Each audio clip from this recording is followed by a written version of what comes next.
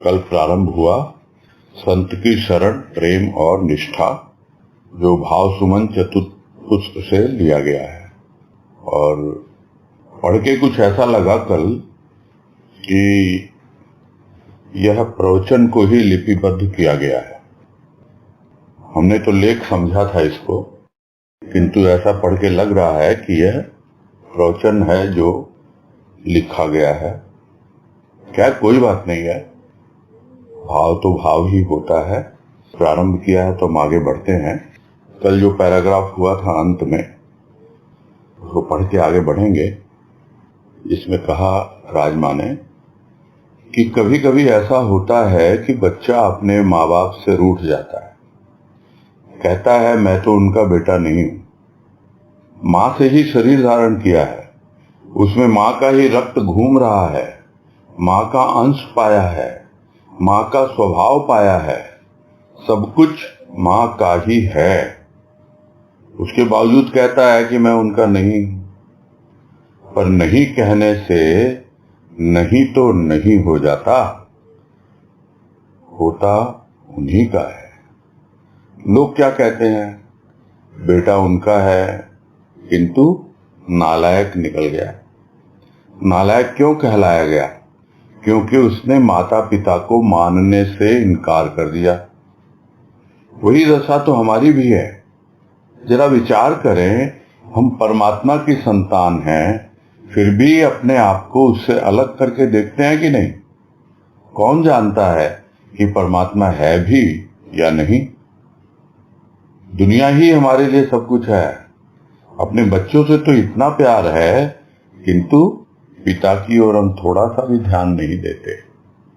और भाव तो पूरा स्पष्ट है, जो कल भी बात हुई कि कभी कभी ऐसा होता है, किंतु यहां तो देखा जाता है कि ज्यादातर ऐसा ही होता है कि बच्चा यानी संतान उस परमात्मा का अंश, वो आता है मनुष्य बनकर इस धरा पर, और उसे अब रूठना कहें या भूलना कहें, और कहता है नहीं मैं तो उनका बेटा नहीं हूं।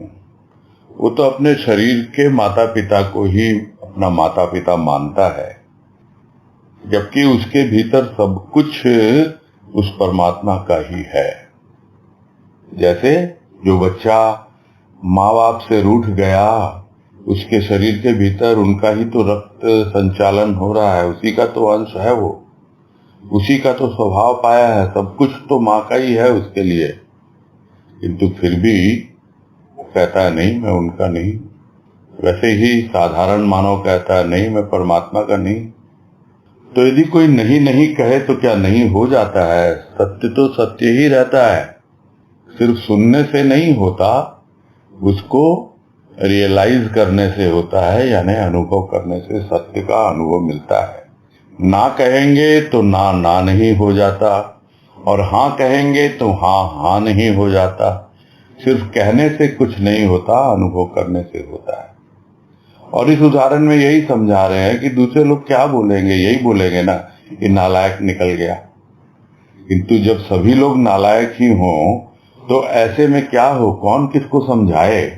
ये तो आते हैं संत जो कहते हैं कि भाई तुम परमात्मा की संतान हो और फिर भी अपने आप को उससे अलग करके देखते हो, अलग समझते हो अपने आप को।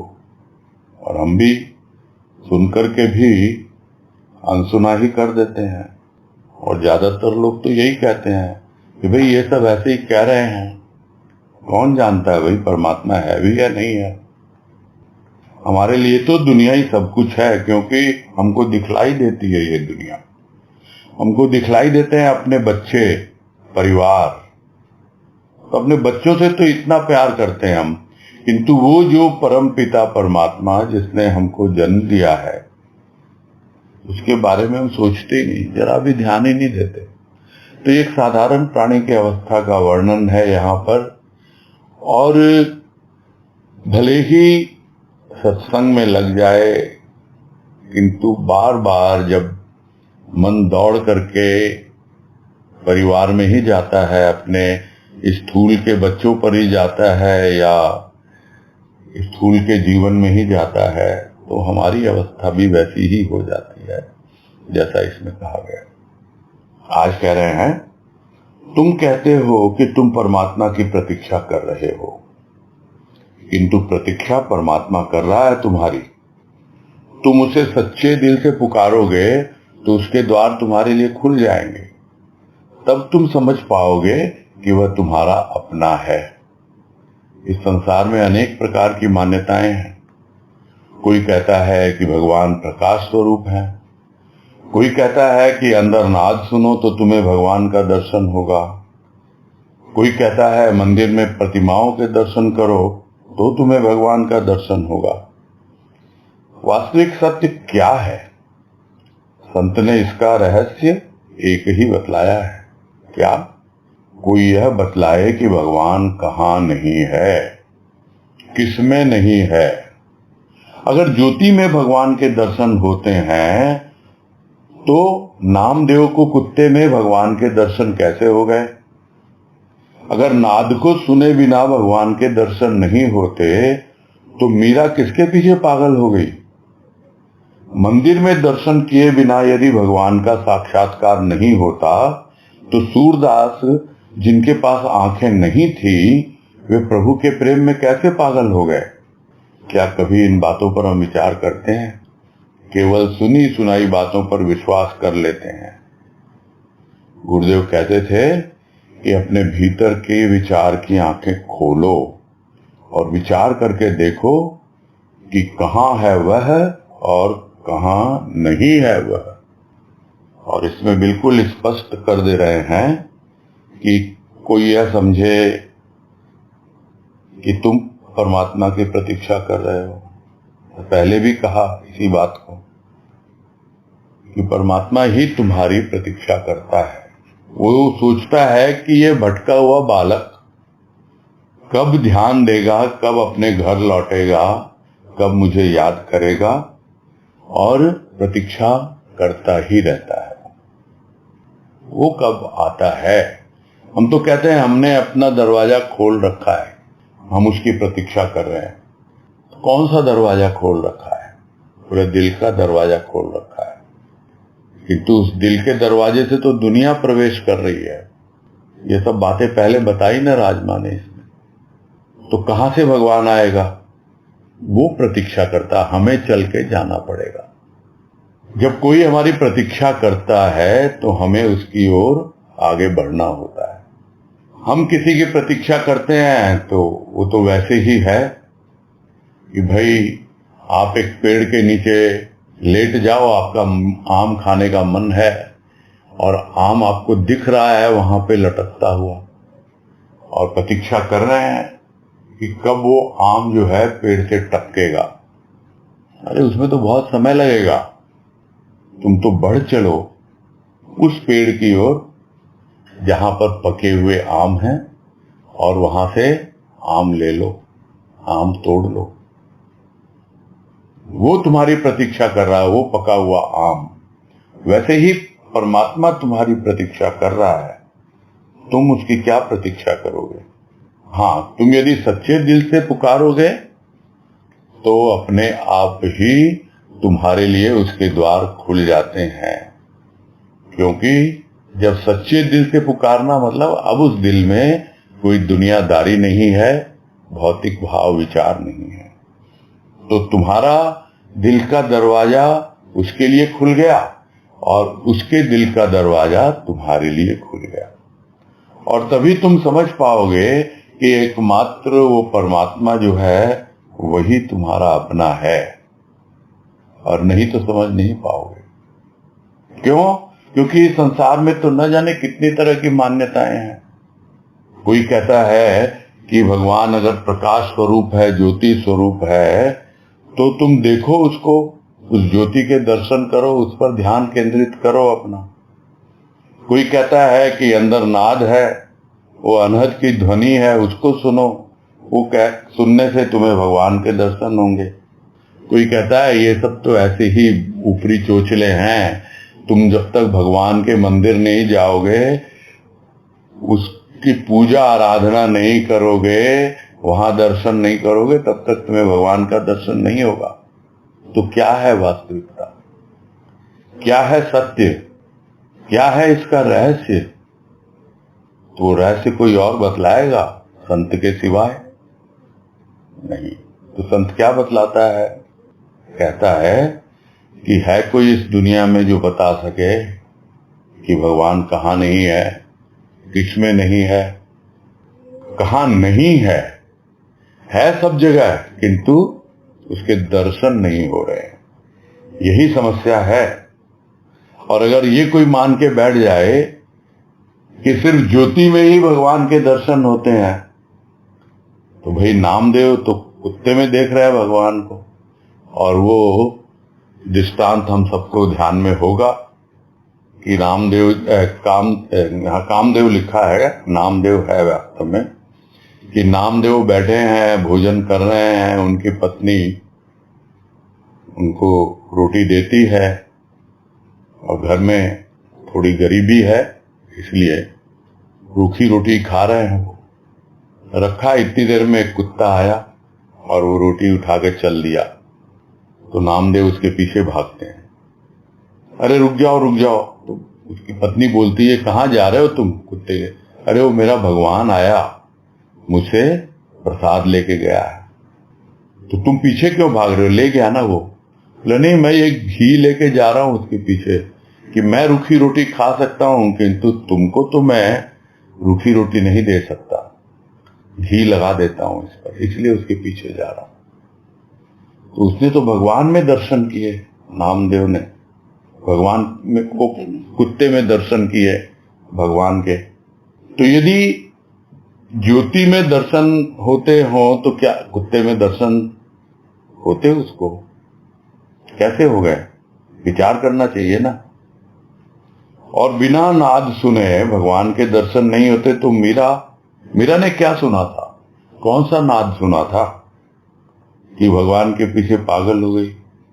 और मंदिर में दर्शन किए बिना यदि भगवान का साक्षात्कार नहीं होता तो सूरदास तो जन्म से ही अंधे थे, आंखें नहीं थी उनके, तो फिर वो कैसे प्रभु को देख पाए? उनके प्रेम में पागल हो गए। तो इन सब बातों से समझ में आता है, विचार करना चाहिए हमको कि सिर्फ सुनी सुनाई बातों पर विश्वास नहीं करना। हम तो सुनी सुनाई बातों पे विश्वास कर लेते हैं कि भाई अगर तुमको दर्शन होगा ना तो ज्योति में ही होगा, प्रकाश में ही होगा। नहीं, तुमको तो अनंत की ध्वनि ही सुननी होगी, उसके अलावा कुछ नहीं हो सकता। या कि तुम भाई जाओ, मंदिर जाओ, जगह जगह जाओ, तीर्थों में जाओ, तभी तुमको भगवान के दर्शन होंगे। ये सब सुनी सुनाई बातें हैं, उस पर हम विश्वास कर लेते हैं। जबकि गुरुदेव क्या कहते हैं? वो कहते हैं कि अपने भीतर के विचार की आंखें खोलो, यानी अपनी सूक्ष्म की आंखों से देखो और विचार करके देखो कि कहाँ वो है और कहाँ नहीं है। यानी वो परमात्मा कहाँ है, कहाँ तुम्हें वो अनुभव में आता है, उस पर विचार करो, और कहाँ अनुभव में नहीं आता है। तो यह विचार जब तक नहीं करेगा प्राणी, तब तक वो देख ही नहीं पाएगा, भगवान के दर्शन ही नहीं कर पाएगा, भले ही भगवान साक्षात उसके सामने खड़ा हो। आगे है, अगर सूरदास ने बिना आंखों के परमात्मा को प्राप्त कर लिया था, तो मंदिर में दर्शन किए बिना भी तुम्हें परमात्मा का दर्शन हो सकता है। अगर मीरा बिना अनहद ध्वनि सुने कृष्ण के पीछे पागल हो गई थी, गोपियों की बात दूसरी है कि उन्होंने बांसुरी सुनी और पागल हो गई, किंतु मीरा ने तो बंसी नहीं सुनी, फिर भी कृष्ण के पीछे पागल हो गई। इसके पीछे क्या था? प्रेम ही था। किसी दिव्यात्मा की शरणागति थी उसके मन में। दिव्यात्मा कोई और नहीं, उसकी स्वयं की माता थी, जो नित्य प्रति भजन गाती है, और उसके भजन को सुनते सुनते मीरा के मन में भी परमात्मा के प्रेम की जागृति होती है। कहती है, मेरे तो गिरधर गोपाल दूसरो न कोई। और उसी बात को और अच्छे से एक्सप्लेन कर रहे हैं कि अगर बिना आंखों के सूरदास ने भगवान को प्राप्त कर लिया, तो मंदिर में दर्शन किए बिना किसी को भी हो सकता है परमात्मा का दर्शन। तुम्हें भी हो सकता है। तो उसके लिए क्या जरूरी है मंदिर मंदिर जाना? उसके लिए क्या जरूरी है तीर्थ में तीर्थाटन करना? कोई जरूरी नहीं है। ये सब उदाहरण है समझने के लिए। और उसी तरह है कि मीरा ने तो कोई अनहद की ध्वनि सुनी नहीं, कृष्ण के पीछे पागल हो गई। हाँ, गोपियों की बात दूसरी है कि गोपियों ने बांसुरी सुनी और उसी बांसुरी में उन्हें अनहद की ध्वनि का अनुभव मिला होगा, तो वो पागल हुए। किंतु मीरा ने तो बंसी नहीं सुनी थी, फिर भी कृष्ण के पीछे पागल हो गई। और उसके लिए ऐसा भी सुना गया है कि मीरा भी गोपियों में से ही एक थी, किंतु सूरज शक्ल से और शरीर से, देह यष्टि से कुछ इस तरह की थी कि बाकी गोपियों की तुलना में वो बड़ी ही हीन भावना में रहते थे। कृष्ण बांसुरी तो बजाते थे, गोपियां जाती थी, किंतु वो रास में शामिल नहीं होती थी, कृष्ण के सामने नहीं आती थी। बिल्कुल किनारे खड़ी होकर के ही उसके विरह में ही अपना समय बिता देती थी। और तभी उसे अनुभव हुआ कि कलयुग में, अभी द्वापर है, कलयुग में मैं फिर आऊंगा तुम्हारे लिए, तुम भी जन्म लोगी और उस वक्त सिर्फ और सिर्फ मैं तुम्हारे लिए रास रचाऊंगा। और हो सकता है उसके संस्कारों में वो चीज थी, पूर्व जन्म के संस्कारों में, इसीलिए बचपन से ही वो कृष्ण के प्रति समर्पित थी, कृष्ण का उसके भीतर प्रेम था। किंतु क्या इतना याद रहता है किसी को कि पूर्व जन्म में मेरे साथ क्या हुआ था? इस जन्म में जो हुआ वो क्या था? वो यही था कि प्रेम की अनुभूति उसे थी। और वो प्रेम की अनुभूति उसे कहां से मिली? किसी दिव्यात्मा से, अपनी मां से। वो मां जो रोज रोज नित्य प्रतिदिन भजन गाती है कृष्ण के, और सुन सुन के मीरा मगन होती है और मन ही मन में उस कृष्ण से प्रेम करने लगती है, उसके प्रेम की जागृति होती है, जिसको हम कहते हैं कि जन्म जन्मांतर से भूला हुआ उसको याद आ गया मीरा को। और तब वो स्पष्ट रूप से कहती है कि मेरे तो गिरधर गोपाल, दूसरों ना कोई है नहीं इसके अलावा, मेरे लिए तो एकमात्र मेरा प्रभु गिरधर गोपाल है। आगे है, हम भगवान को सीमा में नहीं बांध सकते, वह असीम है, अनंत है, अखंड है। क्योंकि वह ज्योति में है, नाद में है, वह कण कण में है। उसे देखने के लिए देखने वाली आंखें चाहिए। जब तक किसी के पास वह दृष्टि नहीं होगी तब तक वो देखेगा नहीं। दूसरों को देखने के लिए हमें आंख अपने पास चाहिए, ऐसे ही परमात्मा को देखने के लिए भाव हमें अपने पास चाहिए।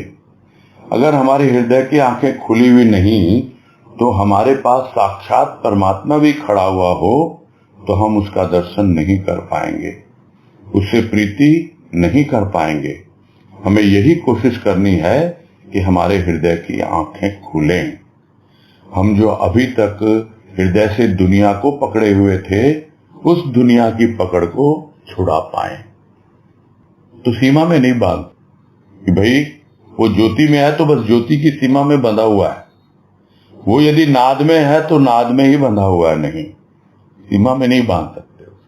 वो तो असीम है, अनंत है, कोई अंत है ही नहीं उसका, उसकी कोई सीमा ही नहीं है। वो अखंड है, उसको कोई काट ही नहीं सकता, टुकड़े कर ही नहीं सकता, खंडित नहीं कर सकता उसको। वो तो सर्वव्यापी है, जहां कहीं देखेंगे वो है, कण कण में वो है। किंतु उसको देखेंगे कैसे? देखने के लिए तो आंखें चाहिए। तो स्थूल की आंखें यदि नहीं हो किसी के पास तो वो स्थूल नहीं देख सकता। और परमात्मा को देखने के लिए तो भाव की आंखें चाहिए। और भाव की आंखें कहाँ आती हैं? हृदय में आती हैं। तो हृदय की आंख खुली हुई होनी चाहिए। खुली हुई आंखें हैं, बंद हैं अभी। कौन आएगा उन आंखों को खोलने के लिए? आएगा संत। संत आएगा जब वाणी की बांसुरी बजाएगा, तब जाकर के वो हृदय की आंखें खुलती हैं और वो भाव की अनुभूति हमारे भीतर होती है और हमारे भीतर का सोया हुआ भाव जागता है। जब हम जागते हैं तभी हमारी आंखें खुलती हैं, नहीं तो आंखें होते हुए भी हम सोए रहते हैं, आंखें बंद रहती है। तो जगाने वाला कौन? आंखें खोलने वाला कौन? वो संत। तो एक आंखें खोलना यानी अब हम भाव की दृष्टि से देख पा रहे हैं। एक आंखें खोलना मतलब सब कुछ समझ में आ गया। बोले इसकी तो आंखें खुल गई। आंखें खुल गई मतलब उसको सब कुछ स्पष्ट दिख रहा है, अभी सब कुछ साफ साफ पता लग रहा है। तो बिना भाव की आंखों के आंखें नहीं खुलती, यानी समझ में नहीं आता। और यदि परमात्मा साक्षात भी खड़ा हुआ हो सामने तो भी हम उसको देख नहीं पाएंगे। बाहर की आंखों से देखेंगे, किंतु भाव की आंखें यदि नहीं है तो कैसे देखेंगे? अनुभव ही नहीं कर पाएंगे। तो चाहिए भीतर में उसके प्रति प्रेम और भाव। और जब प्रेम होगा भीतर तो किसी न किसी रूप में कहीं न कहीं कैसे भी हम उस परमात्मा को पहचान ही लेते हैं। अपने आप में सबसे पहले पहचानते हैं कि अब मेरे हृदय में प्रेम आ गया, यानी अब परमात्मा आ गया। और वही परमात्मा जब अपने आप को देखता है, किसी और में देखता है, तब वो अपना प्रतिबिंब हमारे भीतर में प्रक्षेपण करता है और तब हमें पता लगता है कि हाँ, मेरे भीतर तो है प्रभु, मेरे भीतर तो है उसका प्रेम और भाव। और सामने हम जिसको देख रहे हैं उसके भीतर भी प्रेम और भाव है प्रभु का। यानी वो परमात्मा सब में है, कहाँ नहीं है। कहीं पे सोया हुआ है और कहीं पर जागा हुआ है। तो इस प्रकार हम अनुभव कर पाएंगे। किंतु यदि दुनिया को ही पकड़े रहेंगे तो फिर संभव नहीं है। तो जो हृदय दुनिया को ही पकड़े हुए था, तो अब क्या हुआ?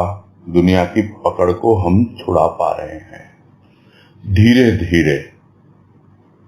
झटके से छूटती नहीं है चीजें, झटके से तो टूट जाता है रिश्ता। तोड़ना नहीं है, ढीला करना है।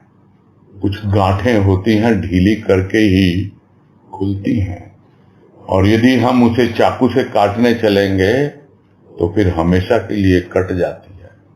तो यहाँ पे उस बंधन को हमें शिथिल करना है, उस पकड़ को हमें छोड़ना है। आगे है, दुनिया कैसी है पता है? दुनिया तो दुधारी तलवार की तरह है। उसको तो जिस तरफ से पकड़ोगे घायल हो जाओगे। यह दुनिया चक्कू की तरह है। यह हमें घायल करके छोड़ेगी, लहूलुहान करके छोड़ेगी। और जब घायल होकर दुनिया से जाओगे तो किसी योग्य नहीं रह जाओगे। बच्चे के हाथ में अगर हम चाकू देखते हैं तो यही कहते हैं ना कि किसी तरह से चाकू को छोड़ दे। बच्चे को हंसाते हैं, खिलाते हैं और न जाने कितने ही उपाय करते हैं। ऐसे ही संत लोग भी अनेक प्रकार की वाणी लिखते हैं, सुनाते हैं, भजन की प्रेरणा देते हैं कि किसी प्रकार यह प्राणी अपने हृदय से दुनिया को छोड़ दे। जिस दिन प्राणी अपने हृदय से यह दुनिया छोड़ देगा, उस दिन दुनिया में चाहे कुछ भी होता रहे, वह घायल होने से बच जाएगा। जब तक इस दुनिया को पकड़ रखा है तब तक घायल होता रहेगा, रोता रहेगा, छटपटाता रहेगा, कभी दुख में तो कभी सुख में। और यहां उदाहरण लिया है चाकू का, तलवार का। तो दुधारी तलवार है, यानी दोनों तरफ है, आप पकड़ ही नहीं सकते इस तलवार को। जिधर से भी पकड़ोगे घायल हो जाओगे। और या फिर चाकू की तरह, तो ये घायल करके छोड़ती है। जितना व्यवहार दुनिया में रहेगा, हम देखते ही हैं ना, छोटी छोटी बातों पर हम डिस्टर्ब होते हैं। कौन करता है डिस्टर्ब हमको? हमें तो यही लगता है ना दुनिया ही कर रही है। हाँ कर रही है, तो भाई क्यों फिर चिपके हुए हो दुनिया से? क्यों पकड़ के रखा है उसको? ढीला करो ना, छोड़ो उसको। किंतु समझ नहीं पाते हम, घायल करके छोड़ देती है दुनिया। लहू लुहान हो जाता है प्राणी, किसी काम का नहीं रहता और चला जाता है इस संसार, इसी दुनिया में खेलते हुए। तो बच्चे की तरह है ये, समझ ही नहीं पा रहा है कि जिस चाकू से खेल रहा है वो उसको घायल करेगा, कर ही देता है। हाथ में चाकू, बच्चा समझ नहीं रहा है। वैसे ही साधारण प्राणी समझता नहीं, खेल रहा है दुनिया के साथ, घायल हो रहा है, फिर भी पता नहीं लगता उसको। तो जिस तरह हम बच्चे को क्या करते हैं, बहलाते हैं, फुसलाते हैं, हंसाते हैं, खिलाते हैं, और जिस किसी तरह से उसका ध्यान इधर उधर भटकता है तो उसके हाथ से चाकू हम छीन लेते हैं या दूर कर देते हैं ताकि उसे चोट न लग जाए। उसी तरह है संत जो है वो अनेक प्रकार से हमें बहलाते हैं, फुसलाते हैं, अपनी वाणी के द्वारा, अपने प्रवचनों के द्वारा, और भी न जाने किन किन तरीकों से। और फिर हमें भीतर से भाव भरते हैं, प्रेरणा देते हैं कि भाई कुछ अभिव्यक्त हो भजन के रूप में, कुछ अभिव्यक्त हो वाणी और प्रवचन के रूप में, ताकि यह प्राणी अपने अंदर से दुनिया को तो छोड़े ना। हृदय में यह सब भाव विचार आएंगे तब ना दुनिया छूटेगी। इतना आसान तो नहीं है खाली होके बैठना, कुछ न कुछ तो चाहिए आदमी को करने के लिए। वैसे ही मन को कुछ न कुछ तो चाहिए, हृदय को भी कुछ न कुछ चाहिए। तो अगर हृदय से दुनिया अलग नहीं होगी तो फिर कैसे वो समझ पाएगा कि प्रभु की वाणी में क्या है और भजनों में क्या है। भजन गाने की, सुनने की, गुनगुनाने की प्रेरणा कौन देता है? संत ही तो देता है। किंतु कब? जब धीरे धीरे दुनिया से हमारा मन उकताने लगता है और हम समझने लगते हैं, और वो हमें प्रेरित करते हैं कि हाँ भाई किसी न किसी तरह यह दुनिया से विमुख हो, अपने अंतर्मुख हो और देखे। तो यही चाहता है संत कि जिस दिन यह अपने हृदय से दुनिया को छोड़ देगा तो फिर कुछ भी होता रहे दुनिया में बच जाएगा, क्योंकि एक उचित दूरी बना ली अब इसने। अब दुनिया का चाकू इस पे वार नहीं करेगा, और अगर करेगा भी तो वो किनारे हो जाएगा ताकि वो उसे घायल न होने दे। चाकू से घायल होने से बच जाएगा। इसीलिए संत महापुरुष अपनी वाणी से, अपने भजनों से, अपने प्रवचनों से, इन सब से हमको प्रेरणा देते हैं, हमारे हृदय में अपना भाव भरते हैं। क्योंकि जब तक दुनिया को पकड़ के रखा है तब तक तो घायल होगा ही प्राणी, और इसी तरह रोता रहेगा, छटपटाता रहेगा। संत देख पाता है सब, आएगा दुख, आएगा सुख आएगा, इसी में झूलता रहेगा। दुख आएगा तो रोता है, सुख आता है तो कभी हंस लेता है, फिर चिंता हो जाती है कितने दिन का है ये सुख, फिर दुख आ जाता है। तो ये चलता ही रहता है जीवन में, और दुनिया को पकड़ के रखता है, इसलिए चोटिल होता रहता है, घायल होता रहता है। आगे है, जिसे घायल होने से बचना है उसे तो परमात्मा की प्रेम से भरी वाणी सुननी है। वे कहते हैं कि तू दुनिया में कहां भटक रहा है, दुनिया में जो कुछ हो रहा है वह होता ही रहेगा। जिस तरफ दुनिया जा रही है उसे रोकने की क्षमता किसी में भी नहीं, क्योंकि इस दुनिया को काल अर्थात समय चला रहा है, प्रकृति चला रही है। तू यदि इस दुनिया के प्रवाह से अपने आप को बचाना चाहता है तो अकाल पुरुष के चरणों को पकड़ ले। कहते हैं मामेकम शरणम व्रज, मेरी शरण में तू आ जा। गुरुदेव कहते हैं मेरी शरण में आएगा तो रण से बच जाएगा। तो जिसे बचना है घायल होने से, इस दुनिया जो घायल कर रही है उससे, तो स्वाभाविक है उसकी शुरुआत कहां से होती है? प्रभु की प्रेम भरी वाणी सुननी है। वो प्रेम भरी वाणी सुनाता है संत और कहता है कि देख तू कहां दुनिया में भटक रहा है, तू चला है दुनिया को बदलने। अरे जो कुछ हो रहा है वो होता ही रहेगा। दुनिया सिर धुनिया, ये वाणी है गुरुदेव की। वो हमेशा सिर धुनती रही है, धुनती रहेगी, और तू इसके पास जाएगा तेरा सिर भी धुन देगी। जो कुछ थोड़ा बहुत है भीतर में वो सब कुछ मिटा देगी।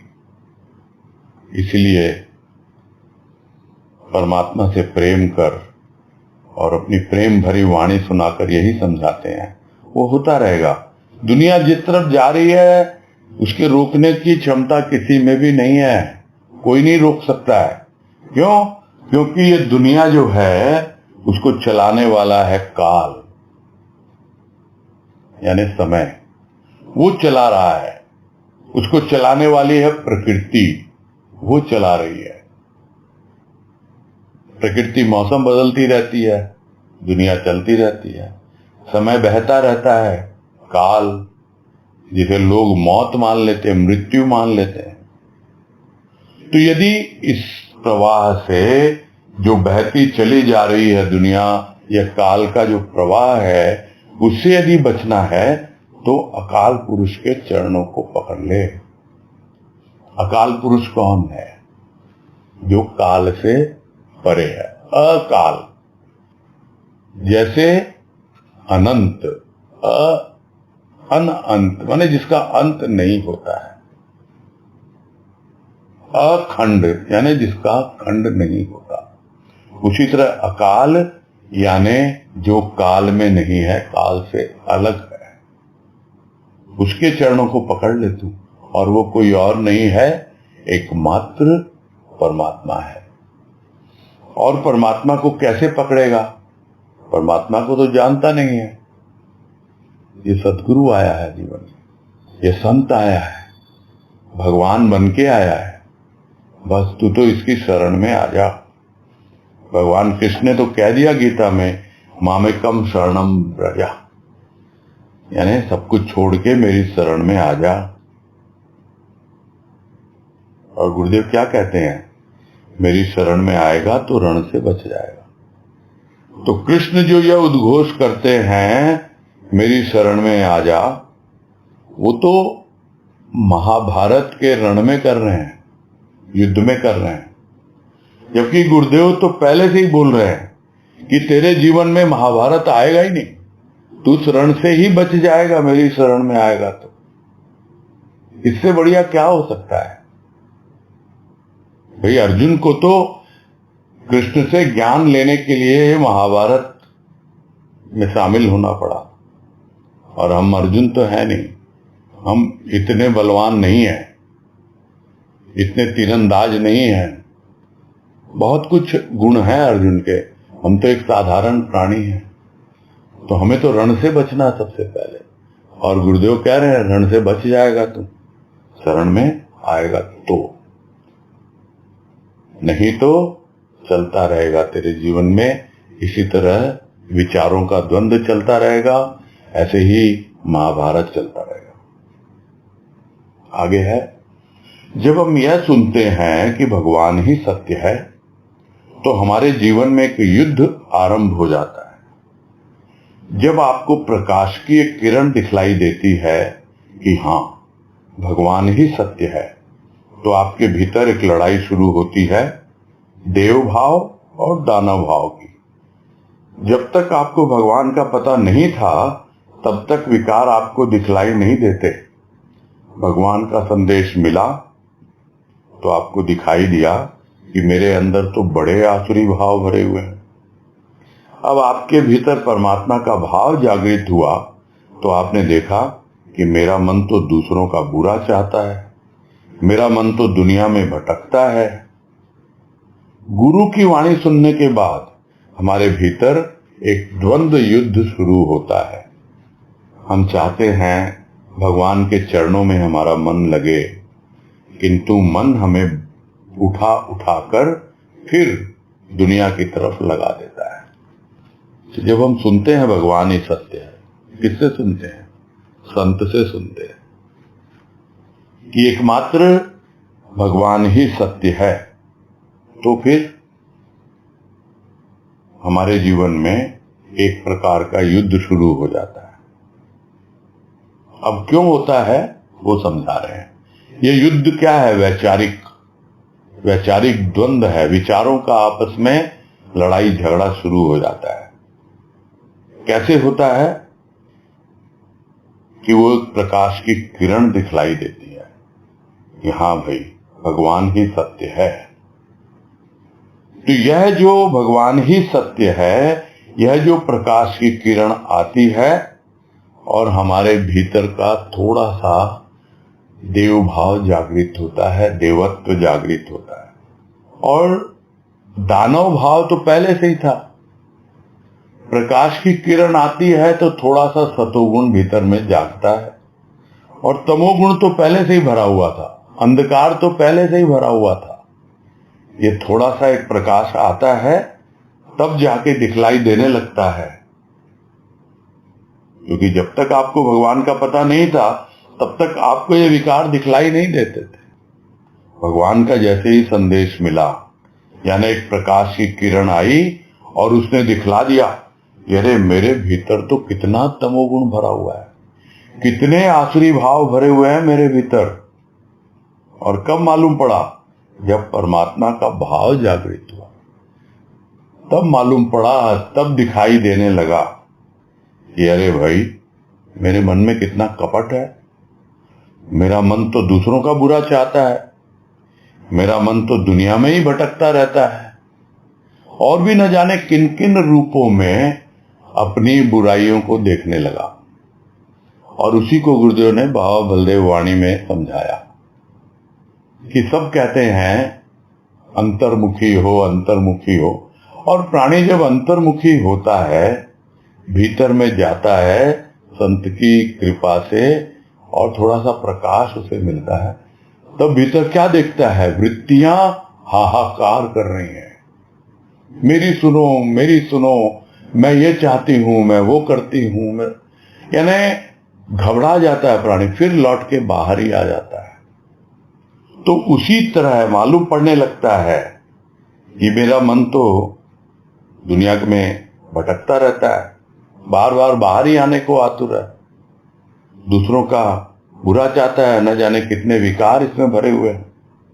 तो इस तरह गुरु की वाणी जो प्रकाश के रूप में आती है और हमें दिखलाती है, तो हमारे भीतर एक युद्ध शुरू हो जाता है, द्वंद्व शुरू हो जाता है। किस प्रकार? हम चाहते तो हैं, सदगुरु की वाणी हमें प्रेरित करती है कि भगवान के चरणों में हमारा मन लगा रहे, किंतु यह मन, इसे तो पुराना अभ्यास है ना, ये बार बार लौट करके जाता है दुनिया में और फिर से हमें उठाकर दुनिया में ही लगा देता है। फिर हम उसी दुनिया की सोचने लगते हैं, यानी फिर से हमारे मन में वो दुनिया ही भर जाती है। फिर एकदम से ध्यान आता है, अरे हम कहाँ लगे हुए हैं। और फिर ये भीतर ही भीतर विचारों का द्वंद्व प्रारंभ हो जाता है। एक जो प्रभु की वाणी से प्रेरित है, जिसको कहते हैं साधक मन, और एक जो बार बार दुनिया में रमना चाहता है, वो है बाधक मन। तो इन दोनों मन के रूपों का आपस में द्वंद्व चलता रहता है। आगे है, भगवान कहते हैं कि तुम दुर्बल हो, कहीं तुम्हारी दुर्बलता के कारण तुम मन के तले रौंदे न जाओ। अर्जुन ने भगवान से कहा है कि मन मेरा ऐसा कि 10,000 हाथियों का बल है। 10,000 हाथी क्या, हमें तो एक भी हाथी खींचना चाहे तो हम खींचे चले जाएंगे। हमारे मन की दशा तो ऐसी है कि एक छोटा सा विचार भी हमें दुनिया में ढकेलने में समर्थ है। अगर इस रण से बचना चाहते हो तो शरणागति का भाव लो, शरण में आओ, गुरुदेव से बार बार प्रार्थना करो कि मेरा मन तुम्हारी ओर झुके, केवल प्रभु की तरफ लगे, मैं तुम्हारे भजन गाऊं, नाम ले पाऊं। तो भगवान जब कहते हैं अर्जुन को कि भाई तुम बहुत दुर्बल हो और ध्यान रखो अपनी दुर्बलता के कारण तुम मन के तले रौंदे ना जाओ। बोला आप क्या बोलते हैं, मेरा मन दुर्बल नहीं है, मेरा मन इतना मजबूत है, इतना शक्तिशाली है कि इसके भीतर 10,000 हाथियों का बल है। और अगर सद्गुरु कहते हैं कि भाई तुम्हारा मन बहुत कमजोर है, ध्यान रखना कहीं ये मन तुम पर हावी न हो जाए और हाथी की तरह तुम पर चढ़कर न बैठ जाए और रौंद दिए जाओगे तुम, और कहीं ऐसा ना हो कि ये मन हाथी की तरह तुम्हें खींच के ले जाए कहीं से कहीं। तो अर्जुन के पास तो होगा 10,000 हाथियों का बल मन में, किंतु हमें तो भाई एक हाथी भी खींचना चाहे तो वो खींच के ले जाता है। क्या हमारी अवस्था है मन की, छोटा सा विचार है, हाथी की तो बात छोड़ दें, एक चींटी भी खींच के ले जाती है हमको। तो ये अवस्था है हमारे मन की, ऐसी दशा है, छोटा सा विचार भी आए तो बस मन खींचा चला जाता है इधर दुनिया में धकेलने के लिए समर्थ है एक छोटा सा विचार। क्यों? क्योंकि चींटी जैसा मन और बाहर मिठाई दिखाई देती है, दुनिया में चीनी दिखती है, बस मन दौड़ पड़ता है उसके भीतर। वो एक विचार ऐसा आया नहीं कि हाथी क्या चींटी की तरह दौड़ जाता है, पहुंच जाता है। तो क्या करना फिर इस द्वंद्व से बचने के लिए, इस रण से बचने के लिए? रण से बचने के लिए शरण में आना है, शरणागति का भाव लेना है और गुरुदेव से बार बार प्रार्थना करनी है कि भाई मेरे वश में नहीं है ये मन मेरी बिल्कुल नहीं सुनता। मैं तो तुमसे प्रार्थना करता हूं कि मन झुके तुम्हारी ओर, केवल और केवल तुम्हारी ओर झुके, तुम पे लगा रहे, तुम्हारे ही मैं भजन गाऊं, तुम्हारा ही सुमिरन करूं, तुम्हारे ही नाम लूं, दुनिया की तरफ बिल्कुल ना जाए ये मन। तो जब तक शरण नहीं लेगा और प्रार्थना नहीं भीतर से निकलेगी, तब तक बार बार यह मन दुनिया की ओर दौड़ेगा। आगे है, जिस प्राणी में शरणागति का भाव उत्पन्न हो जाता है उस प्राणी को फिर कुछ करना नहीं पड़ता। करते तब तक हैं जब तक शरण नहीं ली। यह तो आप लोगों ने देखा है कि जब गंगा समुद्र में मिल जाती है तो फिर लौट कर नहीं आती, या तो समुद्र में मिलती नहीं और मिलती है तो लौटती नहीं। इसी प्रकार से जब हमारा मन परमात्मा में लगने लगता है तो फिर लौटकर दुनिया में नहीं लगता। तभी इसकी शरणागति का योग संपन्न होता है। जब यह दिखलाई देने लगे कि हम दुनियावी लोगों के बीच बैठकर उनकी बातें सुनते हुए भी हमारा मन उनकी बातों में नहीं लग रहा, तब समझ लेना कि प्रभु की मेरे ऊपर कृपा हुई है, प्रभु ने मुझे स्वीकार कर लिया है। अपने शरण में ले लिया है।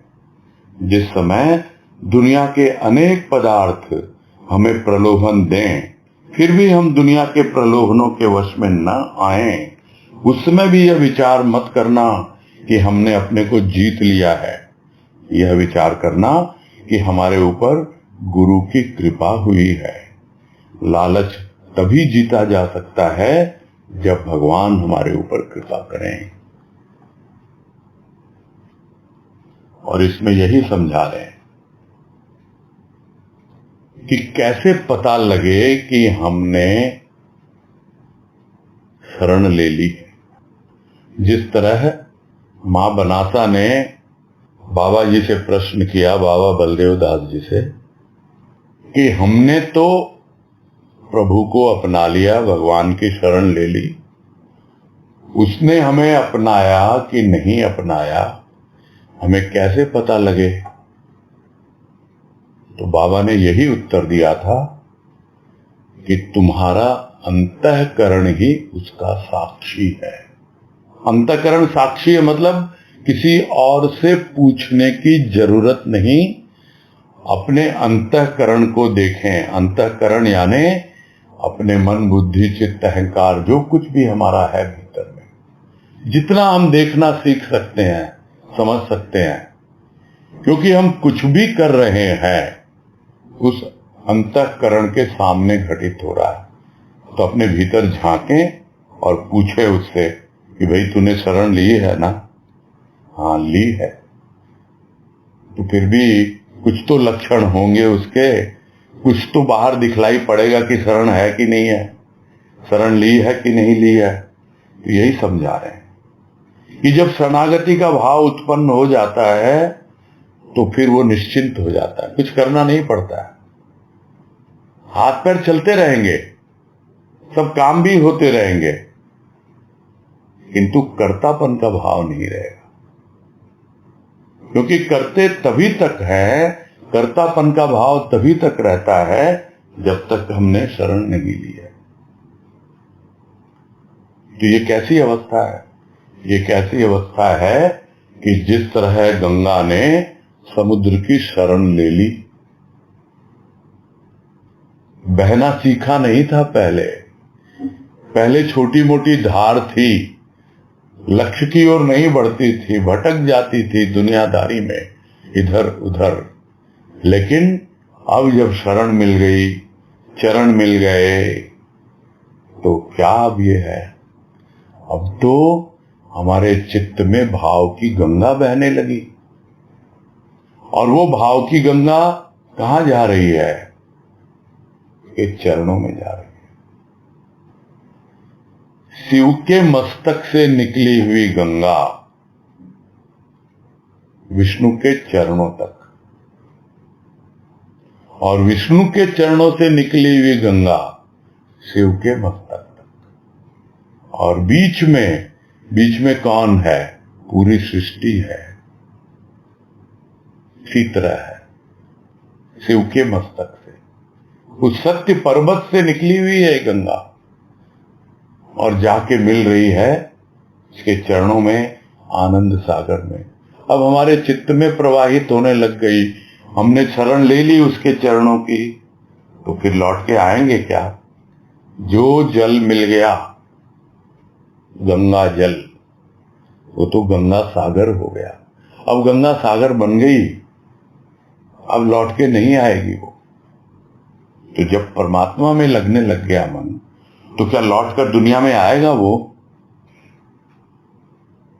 और जब लौट कर नहीं आता, तभी इस मन की शरणागति का योग संपन्न होता है।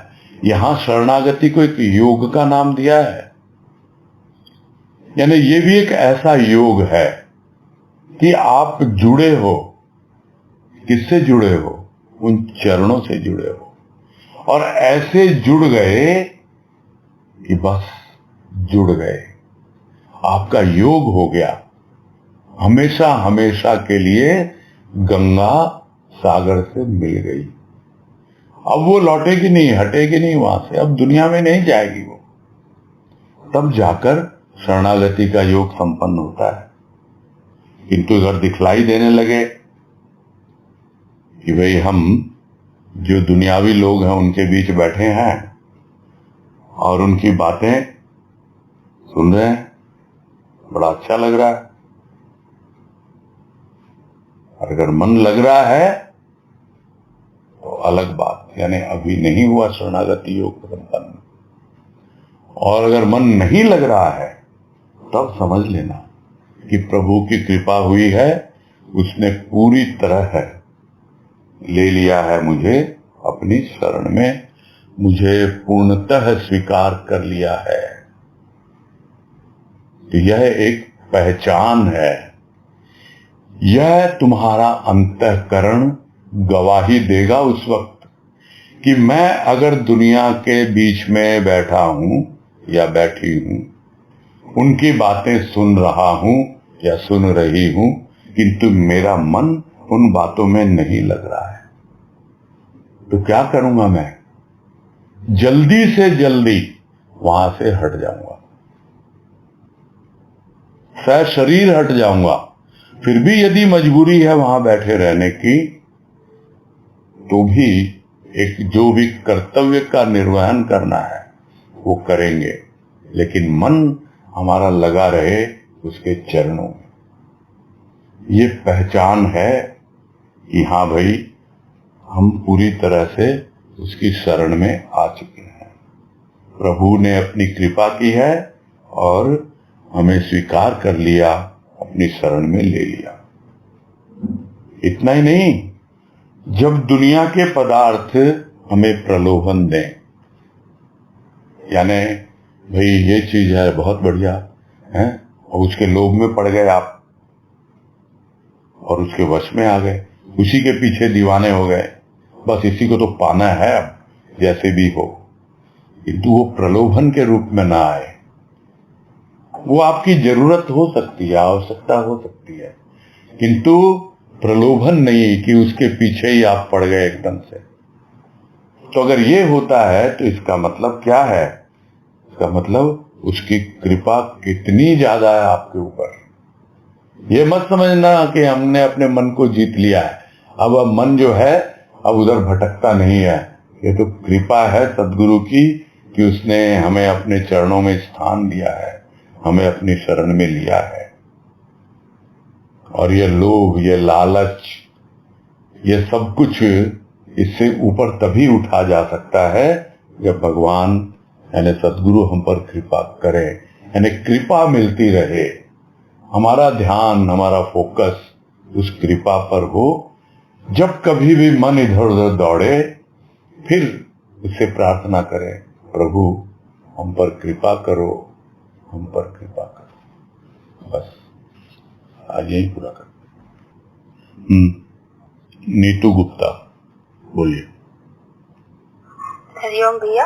हाँ हरिओम बोलिए। जैसे इसमें गुरुदेव कह रहे हैं मेरी शरण में आ जा, तेरे जीवन के सारे रंग मिट जाएंगे। जबकि अवस्था ये है कि हम अपने बच्चों की चिंता में मतलब लगे रहते हैं, हम अपने पिता को भूल जाते हैं। वो कहीं ना कहीं हम तो नाना के बच्चों में ही आ रहे हैं। तो वही है ना कि स्थूल को प्रधानता देते हैं, तो वही है ना कि संसार को जकड़ रखा है हमने, प्रभु को नहीं जकड़ा। तो वही वहाँ आता के वहाँ तक भूल हो रही है कि ये बात तो सही है कि हम बच्चों को प्रधानता जहाँ देते हैं वहाँ प्रभु को थोड़ा भूल जाते हैं। तो ये अवस्था थोड़ी स्थिति को बिगाड़ती है। नहीं, ये तो लिखा ही है साफ साफ। आप क्या जानना चाहते हैं बताइए। नहीं, बस यही है कि ये अवस्था बहुत ज्यादा स्थिति को बिगाड़ सकती है। तो वही है ना कि इस बात को समझना चाह रहे हैं कि और किस तरह से मतलब पूरी तरह से शरण में से उसका आना चाहते हैं। तो गुरुदेव क्या कह रहे हैं? मेरे को तो भजन की पंक्ति याद आ गई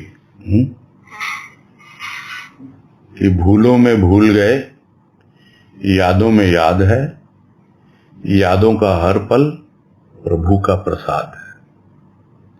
ये प्रभु का प्रसाद है, उसकी कृपा है कि हम उसको याद कर पाते हैं। हाँ, ये बात तो बिल्कुल सही है। और जैसे ही हम उसको भूल जाते हैं तो हमसे भूलें हो जाती हैं, गलतियां हो जाती हैं, हम रम जाते हैं दुनिया में, फिर से बस इतना ध्यान रखना है कि जैसे ही मन इधर उधर भटके फिर से उसकी याद, उसका सुमिरन उसमें रमे, तब समझ में आएगा। बढ़ता जाता है, उसे कृपा मिलती जाती है। हाँ, नहीं कृपा तो हाँ, देता है वो। बस यही तरीका है, और तो क्या है। हाँ, ठीक है। हाँ, हरिओम। हाँ, हरिओम। हरिओम। और तो कोई हैंड रेज है नहीं अभी। बाकी काफी स्पष्ट है। मैंने कहा ना कि ये सब पढ़ के लगा, कल भी लगा थोड़ा थोड़ा, और आज तो और ज्यादा लग रहा है। ये प्रवचन को लिपिबद्ध किया हुआ है, राजमा का प्रवचन है, इसलिए इसमें भाव को अनुभव करना ज्यादा महत्वपूर्ण है। शब्दों के ऊपर या समझने से ज्यादा अनुभव की आवश्यकता है। बस ये शुरू में मैंने इसीलिए कहा था, और चल रहा है अभी। तो हो सकता है कल संपूर्ण हो। तो अभी तो समय भी हो गया है, कोई हैंड रेज भी नहीं है, और तो पूरा करते हैं यहीं पर। ठीक है।